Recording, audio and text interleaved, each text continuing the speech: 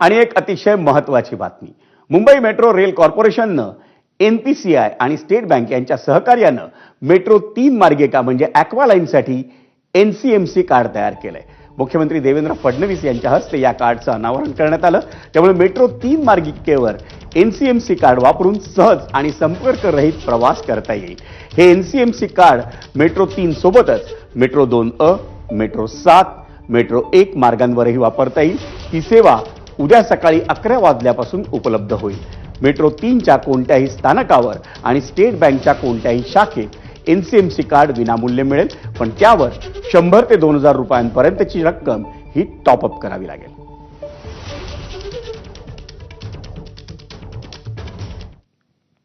आणि तुम्ही जर एसी एअर कंडिशन वापरत असाल तर ही बातमी तुमच्यासाठी आहे. एअर कंडिशनिंग बाबतच्या नियमांमध्ये